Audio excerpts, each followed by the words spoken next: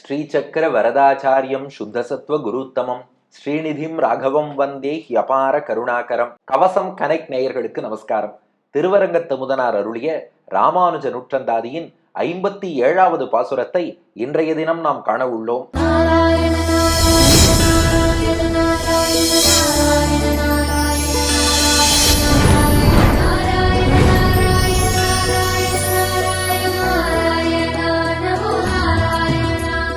இந்த பாட்டுக்கு விளக்க உரையில் சுவாமி பிள்ளைலோகம் ஜீயர் சுவையான ஒரு பின்னணி காட்டுகிறார். என்னன்னா, கடந்த 56ஆம் பாட்டுல திருவரங்கத்து முதனார் குறிப்பிட்டார், ராமானுஜ பக்திங்கிறது நீங்கள் நினைப்பது போல சீசனல் கிடையாது. ஏதோ கொஞ்ச காலம் பக்தி பண்றோம் விட்டுட்டு போறோம் கிடையாது. அவர்கிட்ட வந்தாச்சுன்னா அதுக்கப்புறம் காலாகாலத்துக்கும் என் வாக்கு இன்னொருவரை பேசாது, மனம் இன்னொன்றை நினையாது. ஏன்னா உலகியல் விஷயங்களை போல அன்று ராமானுஜ பக்தி அது ரொம்ப வசதி. அங்க போனதுக்கு அப்புறம் பெருமாளை நோக்கி கூட நாம போக மாட்டோம், காலாகாலத்துக்கும் ராமானுஜதாசர்களாகத்தான் இருப்போம் என்றார். ஆனா திருவரங்கத்து முதனார்ட்ட நாம ஒரு கேள்வி கேட்டோமா? அது கஷ்டம் சுவாமி. ஏன்னா இந்த உலகியல் வாழ்க்கை இருக்கே, இது அறியாமையால் சூழப்பட்டது. அடிக்கடி அறியாமை, குழப்பம், மயக்கம், சந்தேகம் இதெல்லாம் நம்ம புத்திய கலங்கடிச்சிடும். புத்தி தெளிவா இருந்ததுன்னா ராமானுஜர் பெரியவர்னு புரியும், அவர்கிட்டயே இருப்போம். ஆனா இந்த சந்தேகங்கள் அப்பப்போ ஆன்மீகம்னு உள்ள வரும்போதே ஒரு 100 சந்தேகம் தான் முதல்ல குழப்பறது. அப்படி அந்த சந்தேகங்கள் மனசை கன்ஃபியூஸ் பண்ணி எடுத்தோம்னா அதுக்கப்புறம் ராமானுஜரை விட்டுட்டு போறதுக்கு வாய்ப்பு இருக்கு இல்லையா? அப்போது என்ன செய்வீர்கள்னு நாம கேட்டோம். திருவரங்கத்து முதனார் சிரிச்சுட்டாராம். ராமானுஜர்கிட்ட வந்ததுக்கு அப்புறம் அறியாமையோ சந்தேகமோ என் கிட்டக்க கூட நெருங்க முடியாது. ஏன்னா எப்ப எம்பெருமானார் திருவடிகளே தஞ்சம்னு ராமானுஜர் திருவடிகளை பற்றி கொண்டோமோ மனசுல உறுதியையும் தெளிவையும் ராமானுஜர் கொடுத்துடுவார். எந்த ஒரு சந்தேகமும் நமக்கு வராது, குழப்பம் வராது, கலக்கம் வராது, அறியாமை நெருங்காது. அறியாமைனா எனக்கு என்னன்னே தெரியாது, அறியாமையே என்கிட்ட வராதுங்கும் போது எப்படி நான் குழம்பி போய் விட்டுட்டு போவேன்? அப்ப ராமானுஜருடைய திருவடி வசத்திங்கிற புரிதலும் ஏற்பட்டுடுத்து. இதுல குழப்பமோ சந்தேகமோ வராதபடி தெளிந்த ஞானமும் வந்துருத்து. அதனால் இனி ராமானுஜர் திருவடிகளை விட்டு நீங்க மாட்டேன் என்கிறார். அதுதான் 57வது பாசுரம். பாசுரத்தை முதல்ல பார்த்துருவோமா? மற்றொரு பேரு மதியாது அரங்கன் மலரடிக்கு ஆள் உற்றவரே தனக்கு உற்றவராய் கொள்ளும் உத்தமனை நற்றவர் போற்றும் இராமானுசனை இந்நானிலத்தே பெற்றனன் பெற்றபின் மற்ற அறியேன் ஒரு பேதமையே. மற்றொரு பேரு மதியாது அரங்கன் மலரடிக்கு ஆள் உற்றவரே தனக்கு உற்றவராய் கொள்ளும் உத்தமனை நற்றவர் போற்றும் இராமானுசனை இந்நானிலத்தே பெற்றனன் பெற்றபின் மற்ற அறியேன் ஒரு பேதமையே. இப்ப திருவரங்கத்து முதனார் குறிப்பிடுகிறார், எங்க ராமானுஜர் எப்படிப்பட்டவர் தெரியுமா? மற்றுனா பகவானை தவிர்த்த மற்ற விஷயங்களை எல்லாம் ஒரு பேரு ஒரு பொருட்டாகவே மதியாது கருதாதவர் ராமானுஜர். பொதுவாக பேரு என்றால் நாம் அடைய வேண்டிய இலக்குன்னு அர்த்தம். பெருமாள் திருவடிதான் நாம் அடைய வேண்டிய இலக்கு, அதுதான் நமக்கு பெரிய பொருள். அதை தவிர்த்து மற்ற பகவான் திருவடியை தவிர்த்த மற்ற விஷயங்களை எல்லாம் ஒரு பேரு, அதெல்லாம் ஒரு இலக்கா? அதெல்லாம் நாம் அடைய வேண்டியதா? உலகியல் செல்வமாகட்டும், ராஜ்யமாகட்டும், சொர்க்கமாகட்டும், இங்கெல்லாம் போய் என்ன பண்ண போறோம்? பெருமாள் திருவடிகள் தான் நமக்கு லட்சியம். அதனால இந்திரலோகமாகிய சொர்க்கமோ ஈவன் ஆத்மானுபவமோ இது எதுவுமே நமக்கு லட்சியம் இல்லை என்று மற்ற விஷயங்களை எல்லாம் ஒரு பேரு ஒரு பொருட்டாகவே மதியாது கருதாதவர் ராமானுஜர். இந்த இடத்துல மதியாதுன்னா மதித்தல் மரியாதை கொடுத்தல்னு அர்த்தம் இல்ல. மதியால் நினைக்காதவர் ராமானுஜர். அவரோட தனியன்ல பாக்குறோம், யோ நித்யம் அச்சுத பதாம்புஜ யுக்ம ருக்ம வியாமோகதஸ்ததிதராணி திருநாயமேனே.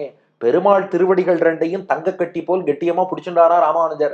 மற்ற செல்வங்கள் அத்தனையும் புல்லுக்கு சமமாக கருதினார். சாலையில் நடந்து செல்கிறோம், சாலையோரமா புல்லு இருக்கு, ஆஹா இந்த புல்லு எவ்வளவு அழகா முளைச்சிருக்கு, இந்த புல்லு எவ்வளவு நன்னா இருக்கு, அதை பார்த்து ரசிச்சுட்டா இருப்போம். புல்லு பாட்டுக்கு இருக்கட்டும், நாம பாட்டுக்கு போவோம். அந்த புல்லை போலத்தான் மற்றொரு பேரு மதியாது, மற்றவற்றை எல்லாம் அப்படித்தான் கருதி அதை கடந்து சென்று விட்டார் ராமானுஜர். அப்ப அவருக்கு எதுதான் செல்வம்னா, அரங்கன் மலரடிக்கு ஆள் உற்றவரே தனக்குற்றவராய் கொள்ளும் உத்தமனை.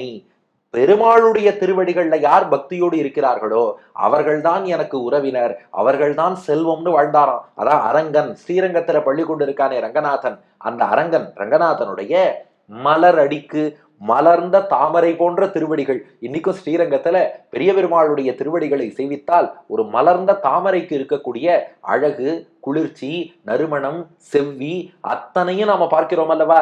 திருக்கமலபாதம் வந்து என் கண்ணின் உள்ளன ஒக்கின்றதேன்னு பாடினாரே திருப்பாணாழ்வார். அந்த மலரடி, அரங்கன் மலரடிக்கு ஆள் உற்றவரே. ஆள்னா அடிமைன்னு அர்த்தம். அரங்கன் மலரடிக்கு, ஸ்ரீரங்கநாதனுடைய திருவடிக்கு ஆள் அடிமையாக உற்றவரே. யாரெல்லாம் அடிமைகளாக உற்றார்னா சம்பந்தப்பட்டார்னு அர்த்தம். பெருமாளுக்கு அடிமை என்று ஆள் உற்றவர் யாரோ, அடிமை செய்யக்கூடியவர் யாரோ, அடிமைப்பட்டவர் யாரோ அவர்களையே தனக்கு உற்றவராய். இந்த இடத்துல உற்றவர்னா உறவுக்காரர்கள்னு அர்த்தம். அப்போ ஆள் உற்றவர்னா அடிமைப்பட்டவர்.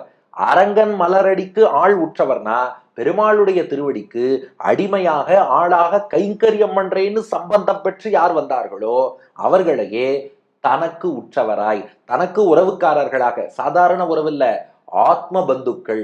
ஏன்னா உலகியல் ரீதியில நிறைய உறவுகள் பார்க்கிறோம். அதெல்லாம் தேக பந்துக்கள்னு சொல்லுவா. தன் விந்தை தந்தவன் தந்தை, தாங்குபவள் தாய், ஆக்குபவள் அக்காள், ஆள்பவன் அண்ணன், தம் பின் பிறந்தவன் தம்பி, தன் கை போல் உதவுபவள் தங்கை, பேரை உடையவன் பேரன். இதெல்லாம் தேக பந்துக்கள், சரீர ரீதியா வரக்கூடிய உறவு. அப்படி இல்ல, தனக்கு உற்றவராய்னா தனக்கு ஆத்ம பந்துக்களாக. ஆத்மாவுக்கு யார் சொந்தக்காரான்னா அரங்கன் மலரடிக்கு ஆள் உற்றவரே. பெருமாள் திருவடிக்கு யார் அடிமைகளா இருக்காளோ அவாதான ஆத்மாவுக்கு சொந்தக்காரா. அப்படி தனக்கு உற்றவராய் கொள்ளும் கருதக்கூடிய உத்தமனை உத்தமராக இருக்கிறார் ராமானுஜர். இது அவருடைய வரலாற்றிலேயே நாம் பார்க்கிறோம். என்னன்னா என்னைக்குமே பெருமாள் அடியார்களோடு சம்பந்தம் இருக்குன்னா அதை தமக்கு பெரிய பாக்கியம்னு கருதினார் ராமானுஜர். அதே சமயம் பெருமாள் பக்தியில ஒருத்தர் ஈடுபடலையா, அப்படிப்பட்ட உறவுகளை எல்லாம் விட்டு விலகினார் ராமானுஜர் என்று அவருடைய வரலாற்றில் பார்க்கிறோம். ராமானுஜர் காஞ்சிபுரத்துல அனந்த சரஸ்ல இடுப்பளவு ஆழம் தண்ணீரில் நின்று கொண்டு சந்நியாசம் மேற்கொள்கிறார். அப்படி சந்நியாசம் மேற்கொள்ளும் போது என்ன பண்ணாராம், பொதுவா ஒரு சன்னியாசி என்பவர் தண்ணீரில் நின்று கொண்டு சத்தம் போட்டு சொல்லணும், எல்லா உறவுகளையும் விட்டேன், என் வீட்டை விட்டேன், மனைவியை விட்டேன், சொத்தை விட்டேன், சுகத்தை விட்டேன், செல்வத்தை விட்டேன், உறவுகளை விட்டேன், நண்பர்களை விட்டேன், எல்லாத்தையும் விட்டேன்னு சத்தம் போட்டு சொல்லணுமா. சத்தம் போட்டு சொன்னாலாவது உண்மையை சொல்வார்கள்னு அந்த காலத்துல ஒரு நம்பிக்கை. அதனால சத்தம் போட்டு சொல்லணும். ராமானுஜர் சொன்னாராம், இது யதிராஜ விஜயம் என்ற காவியத்திலே சின்ன நடாதுரம்மாள் இயற்றுகிறார். துவாபியாம் வினா ராமானுஜ சந்நியாசா இது கிம் வதந்தி. ராமானுஜர் சொன்னாராம், என் வீட்டை விட்டேன், உறவை விட்டேன், மனைவியை விட்டேன், சொந்தத்தை விட்டேன், எல்லாத்தையும் விட்டேன் எக்ஸப்ட் என்னுடைய 2 மருமகன்கள்னார். ராமானுஜருக்கு 2 மருமகன்கள், அதாவது சகோதரியின் மகன்கள். ஒருவர் முதலியாண்டான், மற்றொருவர் நடாதூர் ஆழ்வான். முதலியாண்டான் நடாதூர் ஆழ்வான் இந்த 2 உறவுகளை தவிர மற்ற எல்லா உறவுகளையும் விட்டேன்னாராம். உடனே யாராவது ஒருத்தர் கமெண்ட்ல இப்ப கேள்வி கேட்பாரு பாருங்க, முதலியாண்டானையும் கூரத்தாழ்வானையும் தவிரத்தான மற்றவர்களை விட்டார்னு. கூரத்தாழ்வான அவர் விடவே வேண்டாம். ஏன்னா கூரத்தாழ்வான் அவருக்கு உறவுக்காரரே கிடையாது. கூரத்தாழ்வான் சிஷ்யர். சந்நியாசம் மேற்கொள்பவர் என்பவர் உறவுகளை விடணும். அப்போ உறவை பொறுத்தவரை யார் உறவுக்காரானா ஒருத்தர் முதலியாண்டான், இன்னொருத்தர் நடாதூர் ஆழ்வான். எம்பார் அவரும் ராமானுஜருக்கு சித்தி மகன், ஆனா அவரே சன்னியாசி ஆயிடுறார். அதனால அந்த வரலாறு வேற. அப்ப சொந்தக்காரான் பக்கத்துல இருக்கிறவா யாருன்னா ஒருவர் முதலியாண்டான், மற்றொருவர் நடாதூர் ஆழ்வான்.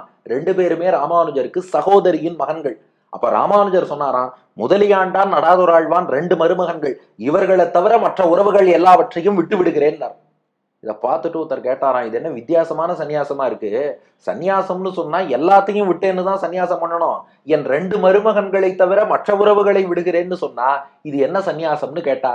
அப்ப ராமானுஜர் பதில் சொன்னாராம், இல்ல முதலியாண்டானும் நடாதூர் ஆழ்வானும் பெருமாள் திருவடியில ரொம்ப பக்தியோடு இருக்கிறார்கள். இப்படிப்பட்ட பக்தர்கள் நமக்கு சொந்தக்காராளா கிடைப்பது நமக்கு பெரிய பாக்கியம். அப்படி ஒரு சொந்தம் கிடைச்சிருக்கும் போது அந்த பக்தர்களின் சொந்தத்தை எக்காரணம் கொண்டு விடக்கூடாது. அவ ஆத்ம பந்துக்கள். அதனால பக்தர்களோடு ஒரு சரீர ரீதியான சம்பந்தம் கிடைக்குமான்னு பல பேர் இயங்கிட்டு இருக்கும் போது எனக்கு கிடைச்ச 2 பக்தர்களை என்றைக்குமே நான் விட மாட்டேன். அதனால அரங்கன் மலரடிக்கு ஆள் உற்றவரே தனக்கு உற்றவராய் கொள்ளும் உத்தமனை. அவர் பெருமாள் திருவடியில அடிமைப்பட்டு இருக்காரா, அவ எனக்கு சொந்தக்காரா, விடமாட்டேன்னாரா ராமானுஜர். அப்போ ஒருத்தர் ஒரு கேள்வி கேட்டாராம், நீங்க இப்படி சொல்லிட்டா நாளைக்கு இன்னொருத்தர் வந்து இல்ல நான் எல்லா உறவுகளையும் விட்டேன் எக்ஸப்ட் என்னுடைய மனைவின்னு சொல்லி சன்னியாசம் மேற்கொண்டா என்ன பண்ணுவது? சன்னியாசினாலே மனைவி எல்லாரையும் விட்டுட்டு தானே போகணும். இல்ல என் மனைவி நல்ல பக்தியோட இருக்கா, மனைவியை தவிர மத்த உறவெல்லாம் விட்டேன்னு சன்னியாசம் மேற்கொண்டா என்ன பண்ணுவதுன்னு ஒருத்தர் கேட்டார். ராமானுஜர் பதில் சொன்னாராம், என் மனைவி மட்டும் பக்தியோடு இருந்திருந்தால் நான் சந்நியாசமே மேற்கொண்டிருக்க மாட்டேன், இல்லற வாழ்க்கையே வாழ்ந்திருப்பேன்னார். ராமானுஜர் சந்நியாசம் மேற்கொண்டதற்கு என்ன காரணம்னா 3 விஷயங்கள்.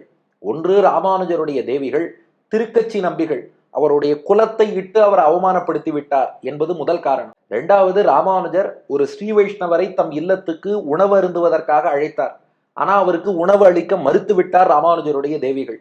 3வது, இவருடைய ஆச்சாரியனான பெரிய நம்பிகள் அவருடைய தேவிகளுடைய ஒரு குடம் விஷயமாக ஒரு சின்ன சண்டை, அது ராமானுஜருடைய மனைவிக்கும் பெரிய நம்பி மனைவிக்கும் ஏற்படுறது. இப்படியெல்லாம் தொடர்ந்து பாகவத அபச்சாரம், ஆச்சாரிய அபச்சாரம் எல்லாம் செய்து கொண்டு வந்ததால், பக்திக்கு அனுகூலமாக இல்லாததால் அந்த உறவை விட்டேனே ஒழிய பக்திக்கு அனுகூலமாக இருந்திருந்தால் என் மனைவியை கூட நான் விட்டு இருக்க மாட்டேன், இல்லற வாழ்க்கையை வாழ்வேன்ட்டார். அப்போ ராமானுஜரை பொறுத்தவரை பக்தியோடு இருக்கிறவா அத்தனை பேரும் ராமானுஜருக்கு சொந்தக்காரா. பக்தி இல்லை என்றால் அவர்கள் உறவுக்காரர்களாக இருந்தாலும் விட்டு விடுவார். அந்த பண்பை எவ்வளவு அழகா அந்த பாட்டுல கொண்டு வர்றார் பாருங்க. அரங்கன் மலரடிக்கு ஆள் உற்றவரே தனக்குற்றவராய் கொள்ளும் உத்தமனை. நீ உனக்கு பெருமாள் திருவடியில பக்தி இருக்குன்னு சொல்லிட்டா போதும், ராமானுஜர் நம்மை தன் சொந்தக்காரராக ஏற்றுக்கொள்வார். எவ்வளவு கருணை பாருங்க. அப்ப நாமளும் ராமானுஜருக்கு சொந்தக்காரராக ஆக முடியுமான்னா நிச்சயம் ஆக முடியும். ரங்கநாதன் திருவடிகள்ல மட்டும் நாம பக்தியை வளர்த்துட்டோம்னா ராமானுஜரே தேடி வந்து நீங்கள் எனக்கு சொந்தக்காரர் என்று சொல்லுவாராம். அரங்கன் மலரடிக்கு ஆள் உற்றவரே தனக்குற்றவராய் கொள்ளும் உத்தமனை. ஒரு அழகான பாட்டே உண்டு. ராமானுஜரை சன்னியாசி சன்னியாசிங்கிறோம், ஆனா ஒரு உண்மையில் சன்னியாசியா? நிறைய உறவுகளோடு இருக்காரு.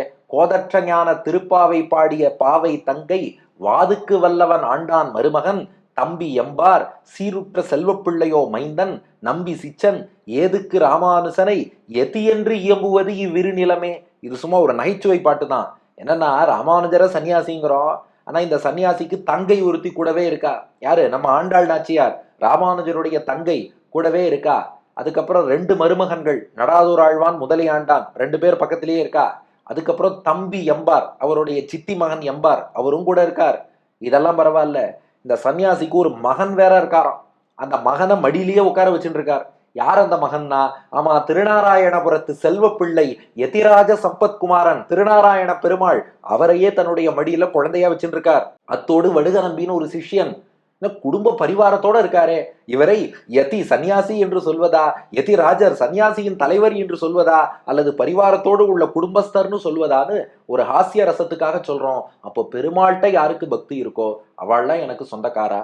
பெருமாளை தவிர்த்த மற்ற விஷயங்கள் இதெல்லாம் ஒரு பொருட்டே இல்லை என்று வாழ்ந்த உத்தமனை ராமானுஜர் மிகச்சிறந்த உத்தமன் என்று குறிப்பிடுகிறார். இங்க உத்தமன்கிறதுக்கு ரொம்ப அழகா நம்முடைய ஆச்சாரியர்கள் வியாக்கியானம் பண்றா.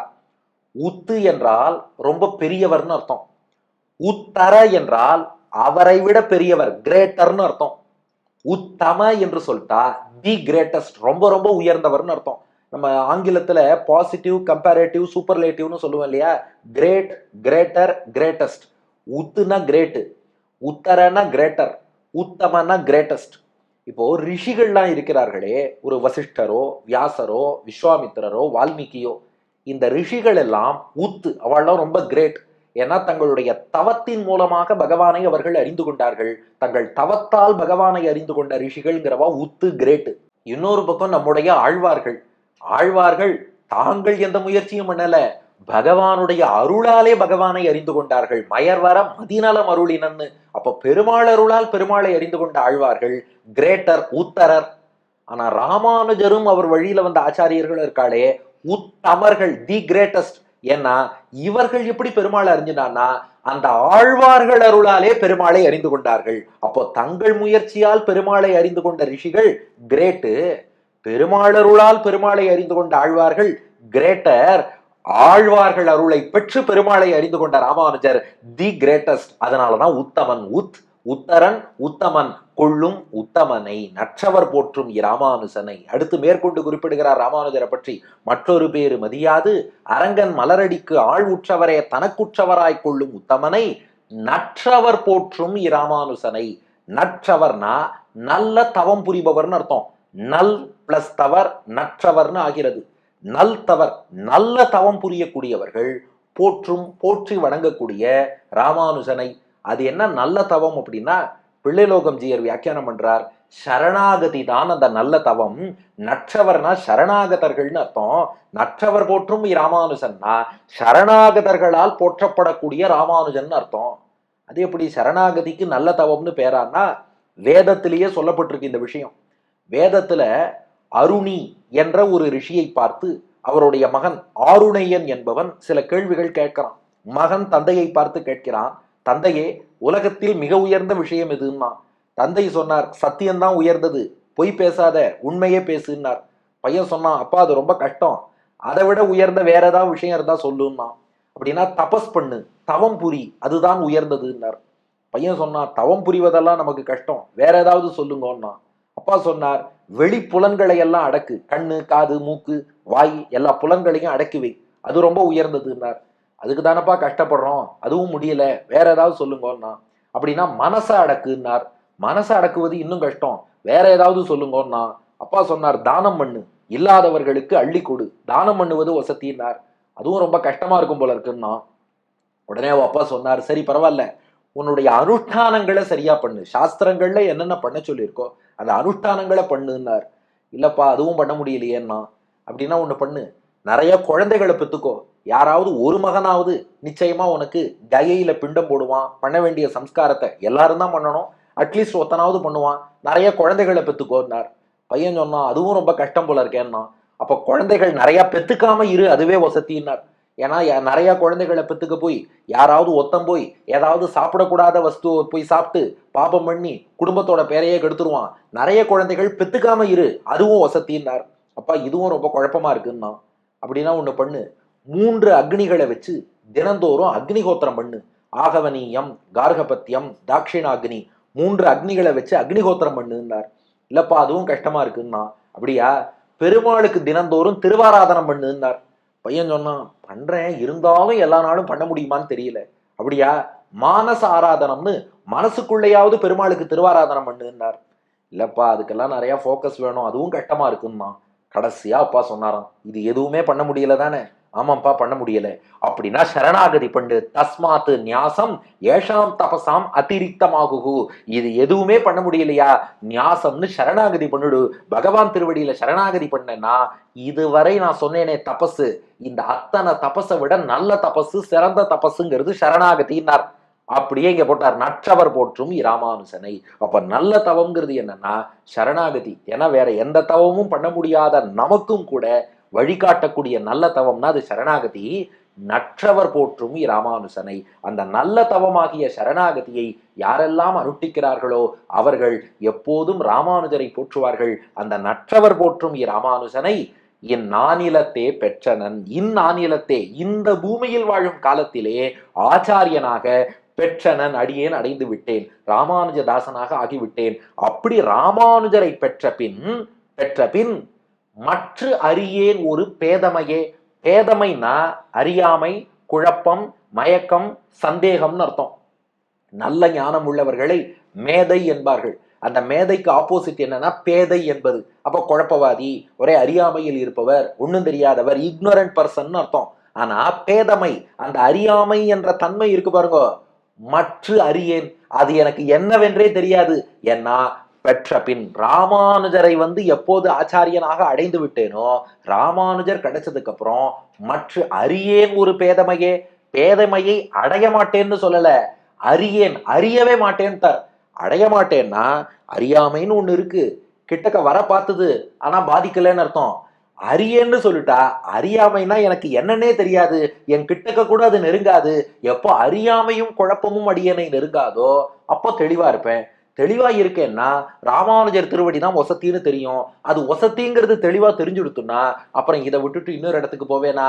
அதனால நற்றவர் போற்றும் ராமானுஜனை என் நானிலத்தே பெற்றனன், இந்த ராமானுஜரை அடைந்து விட்டேன். பெற்ற பின் மற்றறியேன் ஒரு பேதமையே. அவரை அடைந்த பிறகு எந்த ஒரு அறியாமையும் அடியேனை பாதிக்காது. அதனால இப்படியே ராமானுஜராசனாகத்தான் அடியேன் தொடர்வேன் என்று குறிப்பிடுகிறார். அதுதான் இந்த பாசுரத்தின் கருத்து. மற்றொரு பேரு மதியாது அரங்கன் மலரடிக்கு ஆள் உற்றவரே தனக்குற்றவராய் கொள்ளும் உத்தமனை நற்றவர் போற்றும் ராமானுசனை இந்நானிலத்தே பெற்றனன், பெற்ற பின் மற்றறியேன் ஒரு பேதமையே. வேறு எந்த பொருளையும் இலக்காக நினைக்காமல் அரங்கன் திருவடி கீழ் அடிமைப்பட்டவர்களை மட்டுமே தனக்கு உறவுக்காரர்களாக கருதக்கூடிய உத்தமனாகிய ராமானுசன், நல்ல தவமாகிய சரணாகதியை மேற்கொள்வோர் போற்றக்கூடிய ராமானுசன், அவரை இந்த பூமியில் ஆச்சாரியனாக பெற்றுவிட்டேன். பெற்ற பின் அறியாமை என்றால் என்னவென்றே அடியனுக்கு தெரியாது. அதனால் ராமானுஜர் திருவடியில் நிலைத்திருப்பேன் என்று குறிப்பிடுகிறார். இதற்கு அடியன் வழங்கும் ஆங்கில வடிவம்: Instead of considering any other material wealth, Ramanuja considered the servants of Lord Ranganatha as his sole relatives. The people with great penance praise him. Once I have attained such Ramanuja, ignorance will never come near me என்பது இதற்கான ஆங்கில வடிவம். இனி இதற்கு அடுத்த பாசுரம் நாம கேட்டோம் திருவரங்க தமுதனார்ட்ட. இல்ல நிறைய பேர் பொம்பாஸ்டிக் பிலாசபிஸ் அது இதுன்னு ஏதேதோ சித்தாந்தம் எல்லாம் சொல்லிக்கொண்டு குழப்ப வருகிறார்களே, அவர்கள்லாம் உங்களை குழப்பினா என்ன பண்றதுன்னு கேட்டோம். அதுக்கு திருவரங்க தமுதனார் பதில் சொல்ல போறார். அடுத்த பகுதியில் காண்போமா? திருவரங்க தமுதனார் திருவடிகளே சரணம்.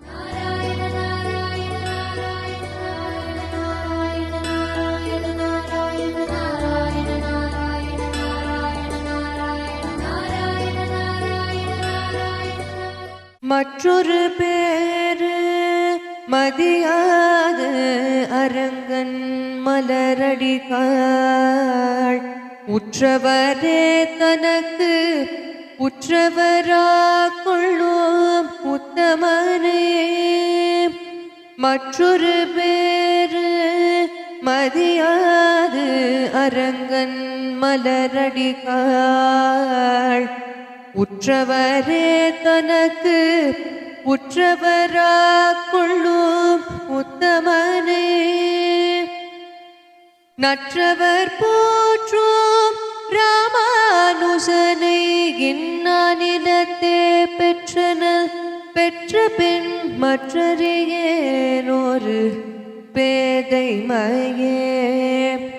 பெற்ற பின் மற்றறியேன் ஒரு பேதைமையே.